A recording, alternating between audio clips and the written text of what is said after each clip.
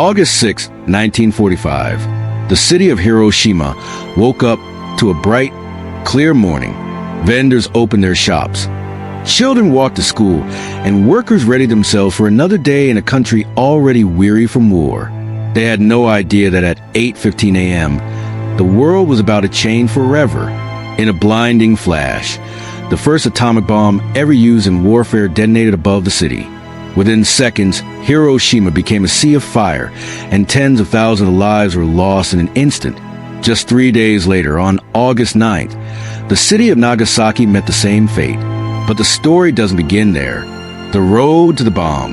To understand why the United States dropped the bombs, we need to go back to the early 1940s.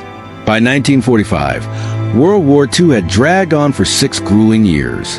Nazi Germany had already surrendered in May, but Japan refused to give in. The Pacific War was brutal. The battles of Iwo Jima and Okinawa saw fierce resistance from Japanese soldiers, often fighting to the death. The U.S. estimated an invasion of mainland Japan could result in over 1 million Allied casualties. Behind the scenes, a secret American project known as the Manhattan Project had been developing a weapon that could end the war in a single stroke. Led by scientists like J. Robert Oppenheimer, this project succeeded in creating the most powerful weapon the world had ever seen, the atomic bomb.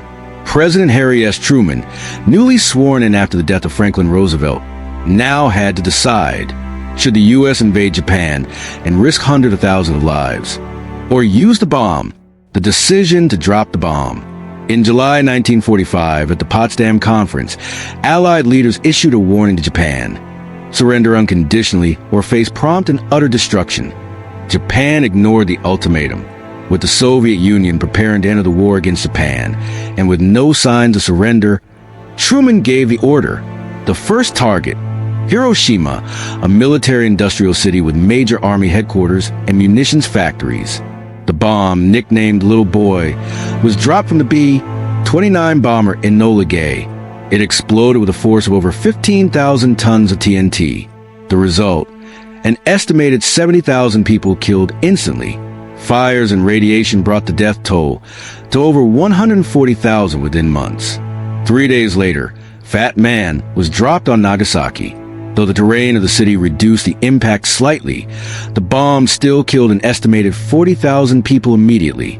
The devastation was unimaginable. Why did the U.S. really do it? The official reason: to end the war quickly and save lives. And there's truth in that. Many historians agree that the Japanese military government was prepared to fight to the bitter end, but there are deeper layers. Some historians argue that the U.S. also wanted to send a clear message to the Soviet Union.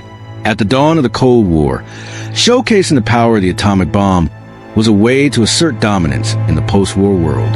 Others point out that Japan was already on the brink of surrender, and that the bombings weren't strictly necessary. The debate continues to this day. The aftermath. On August 15, 1945, just days after Nagasaki, Japan announced its surrender. The emperor spoke directly to the people, for the first time in history, saying that Japan must endure the unendurable.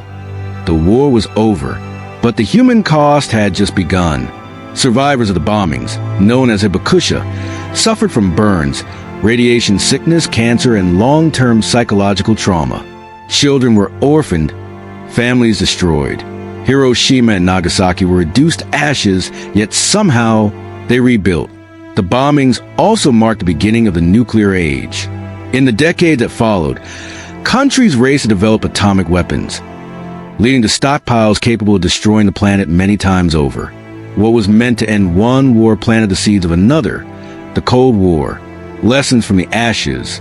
Today, Hiroshima stands not just as a city, but as a symbol.